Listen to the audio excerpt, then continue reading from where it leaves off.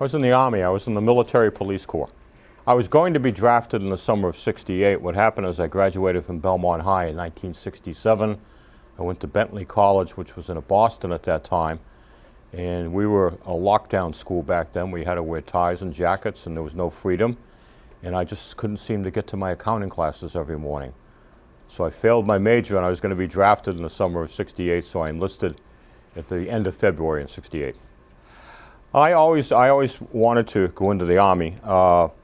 I would have preferred after high school in June of '67 to go into the military. My parents were somewhat dead set against it. They enrolled me in Bentley. I actually never took I never filled out the application to Bentley. I never took an interview. My parents basically said, "You're going there." And I showed them. I dropped out and went home one day and told them I'd enlisted in the Army. And I actually didn't drop out of school until I made sure that the Army would take me, thinking that I might not be suitable physically. My father dropped me off at the South Boston Army base, which is where the Black Falcon Pier is now in South Boston. It's where the boats for Bermuda go out. He dropped me off at 5 o'clock in the morning, and I thought that it was like I was just going to school or what have you.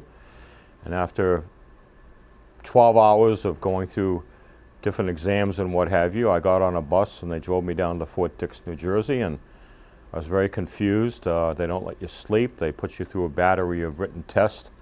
And I went into basic training for 8 weeks. Then after 8 weeks, I went into the military police school down in Fort Gordon, Georgia. After I got out of MP school and I became a sergeant myself, you realize that they were acting in your best interest. The process in most services, the Marines and the Army specifically, is they break you down. They basically break you down. You go into conformity. You basically, there was no room for independent thought. Somebody said to do something, what have you. What it taught me is how to get up in the morning and be there on time every place I go. That'll stay with me till I die.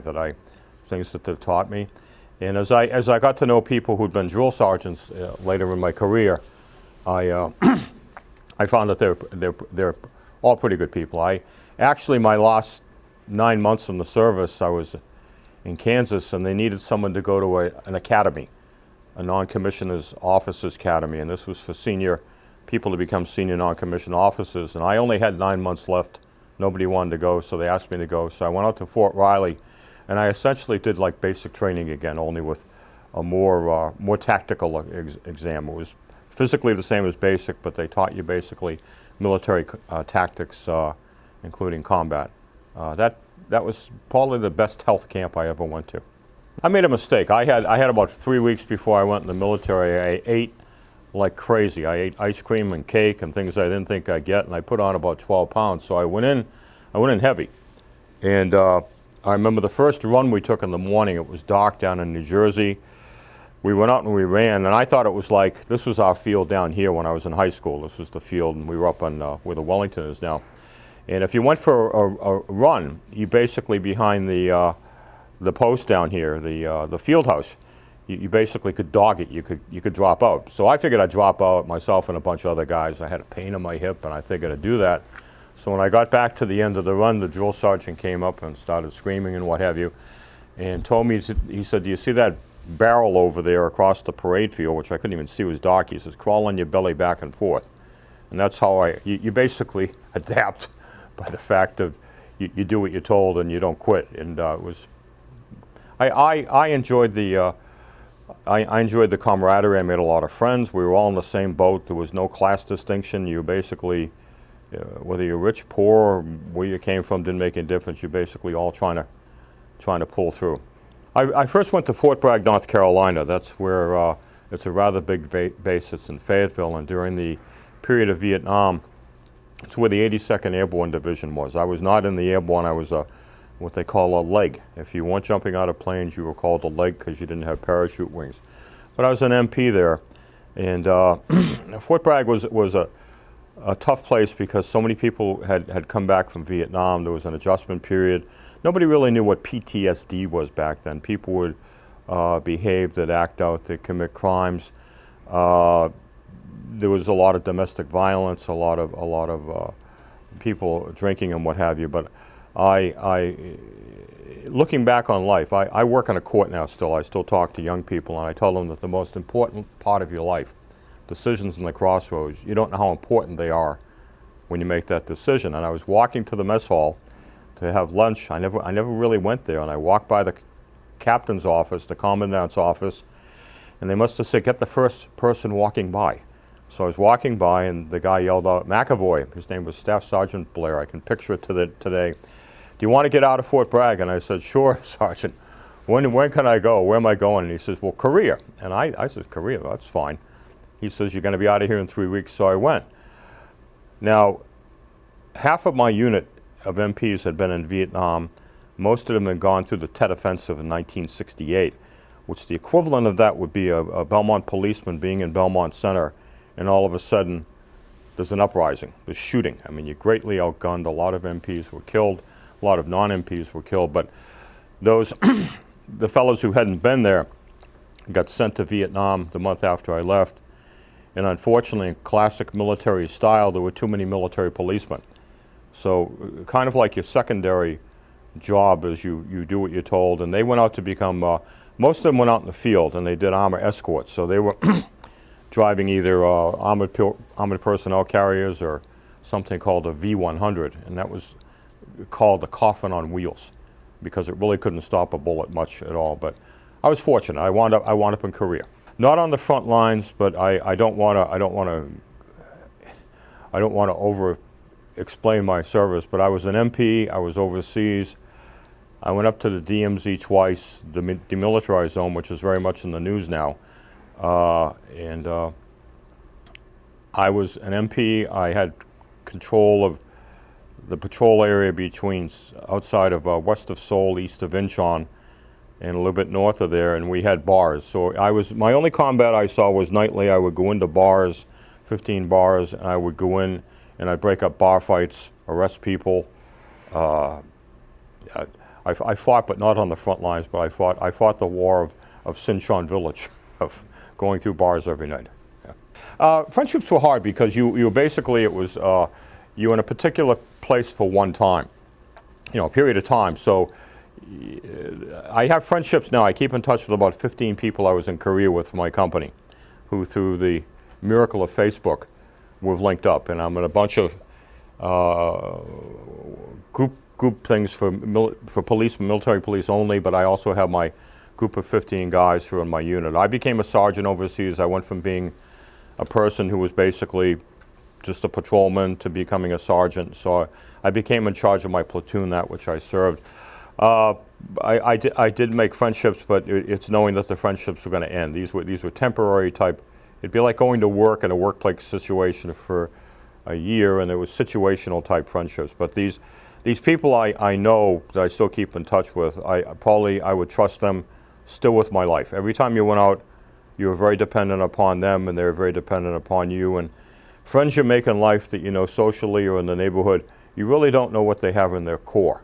If something went wrong, are they there for you? And these people basically, even though we're almost 70 years old now, I'd put my life in their hands any day. Well, back then they didn't have Skype. They didn't have anything else at all. You could overseas. You could make a phone call through the signal corps. However, it was I think it was cables back then. There were no satellites. It was frustrating for people to try and call home. The connections would be bad. I never tried. What I did is I would sit at a tape recorder, small tape recorder, and talk to my now wife, who was my girlfriend at that time in high school, and we kept in touch. My handwriting's terrible. Still to this day, it was bad then, so reading a letter from me was frustrating. So I would record tapes, and my wife, God bless her, still has my letters and my tapes. We've not listened to them, but I'm sure I made a lot of promises that I never kept. But I was fine. I didn't have any problems. I came back on leave once in 1970, and I went in to see my wife, who was in Boston State College at that time. I went over there in full uniform onto her campus. I wasn't really looking for trouble, but I went on there. I got looks. Nobody ever came up to me. I'm a big guy, and I think, as far as people being spit on the face or yelled at, I'm sure it happened. But anybody who was a civilian who'd go up to anybody in uniform or in the service, with their quick reaction time, I think it'd be bad. I did, on basic training, I snuck home out of Fort Dix for a day and a night, and I went through Harvard Square Underground. Now, I grew up in Harvard Square. I was on Belmont Street on the Cambridge line. I'd take the T down in my junior and senior year. I spent a lot of time in the square, and I went up. I was in uniform. I had my head shaved or what have you. I went up, and I got a lot of looks, but nobody said anything. I returned home on a, what they did is they rented planes at that time. They rented like something called Flying Tiger Airlines. There were 707s. And sometimes they were cargo ships, but they'd put seats in them. And I actually came back on, I went over Seaboard World, which was a cargo place with seats in it, and I came back on Northwest Airlines. I flew home on that, yeah. I was only on leave for 30 days, but I had to go to my last duty post out in Kansas at Fort Leavenworth. I remember sitting home with my father, and I ate 6 hot dogs in the kitchen my first night home. I did notice then I was kind of jittery. You're just super alert. You're super. I volunteer at the Bedford VA now, and I work with dying veterans. I sit with people who are passing away as part of a No Veteran Dies Alone program. I'll tell you about later on if you want. But I tell people up there, you can still see it in their eyes. You can still see the young men and young women come back from the Middle East. And I tell people that until the day you die, you will find that your engine idles a little bit harder than everybody else. I'm much more alert.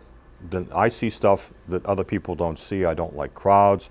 I don't like loud music. I don't like people who are under the influence.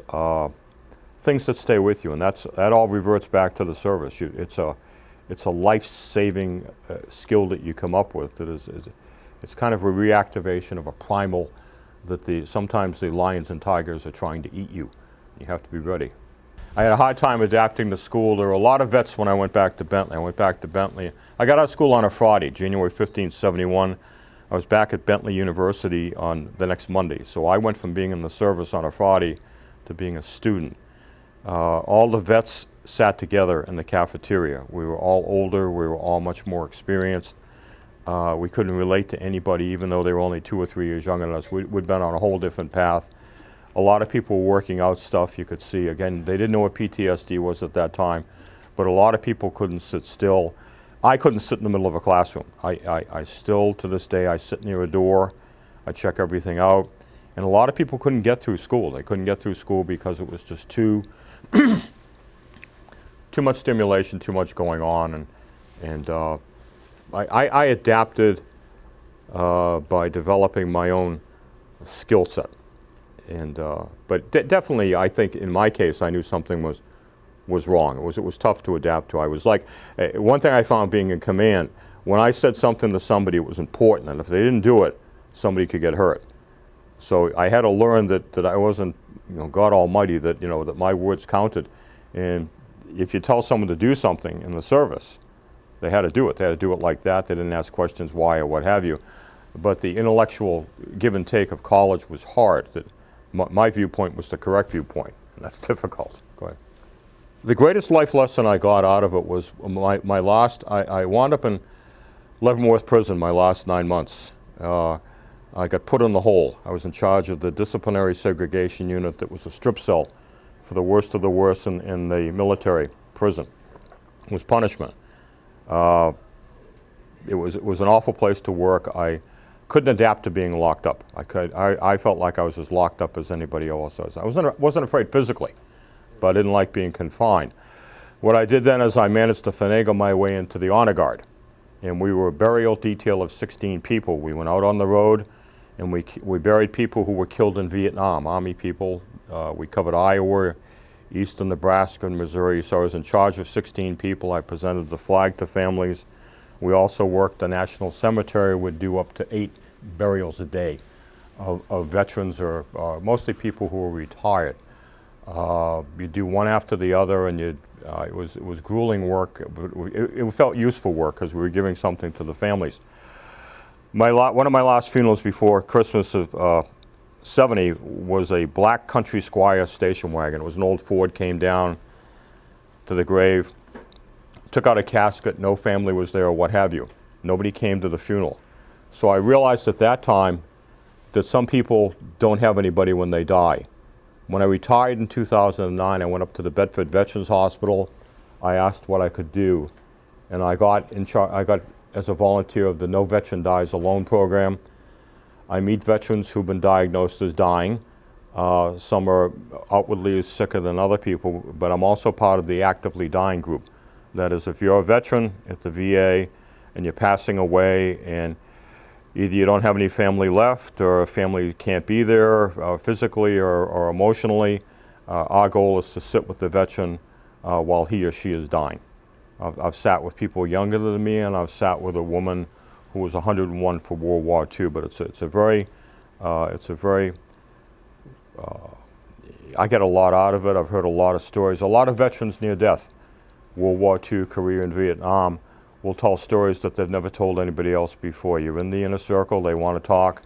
They know I'm not going to repeat it. They had never told their families what it is. It's, some families, as a father, no one would want their children to know what they had to do to be able to come home and what they experienced. And a lot of people have repressed that.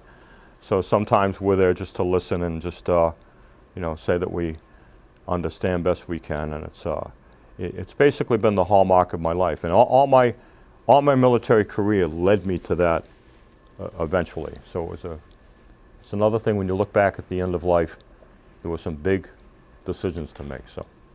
No, I'm still ready to go. I'm still in my mind. It's like people who probably played pro football and they watched the Super Bowl, and I may be only to defend my house at this point, but your engine still keeps firing. It's like I see something on the news, and I saw last night, and your heart starts beating a little bit faster, and it's conditioned. Well, no, it's okay. You shouldn't go into battle. You shouldn't. I buried a lot of people who were killed in Vietnam, and I knew people who were killed in Vietnam who I'd been in the service with, and I don't believe in wasting life. I think you should have a purpose. You should have an outcome. You shouldn't go in unless you're going to win. I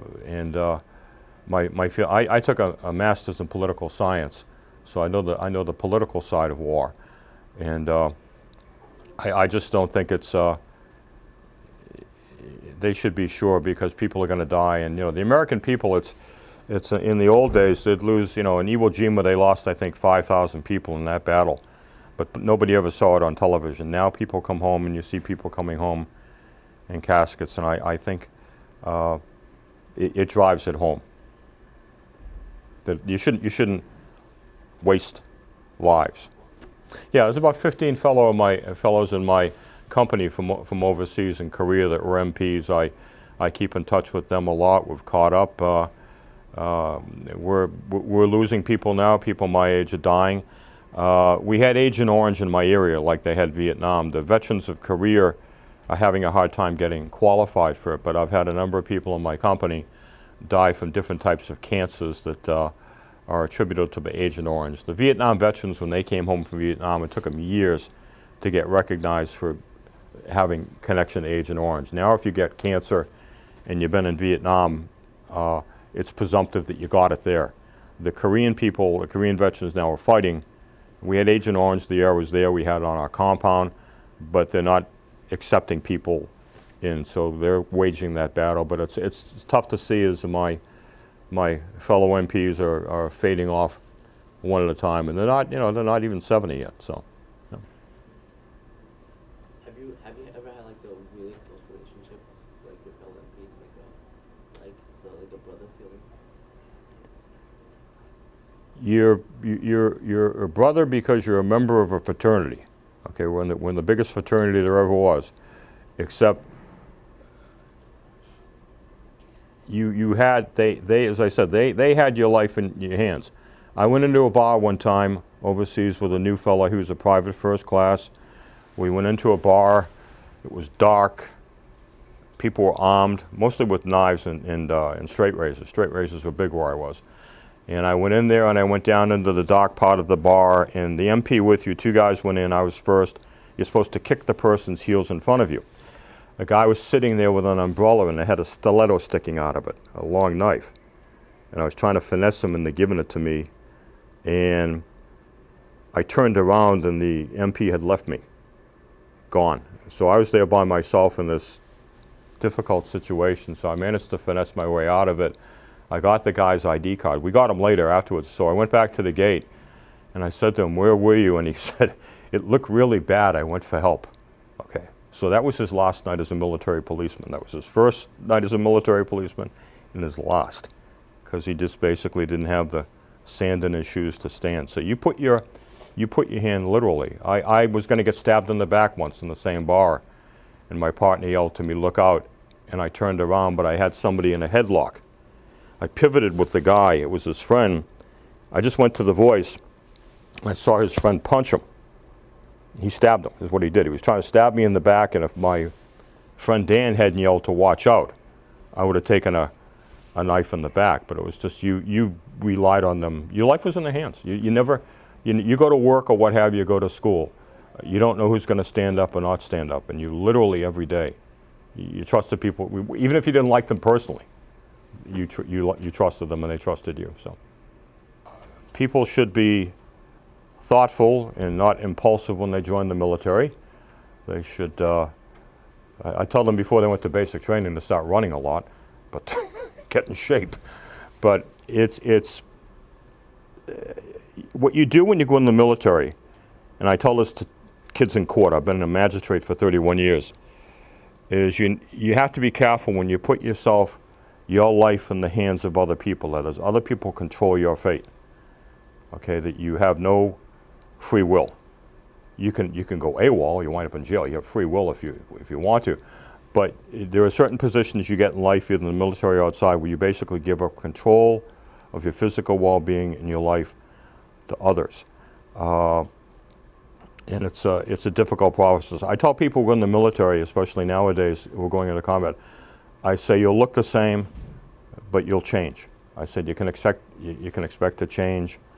And the hard thing about getting in the military is getting used to that new person that you are. You look the same or what have you, but you're a whole different person. And don't do anything that you'd regret later on in life.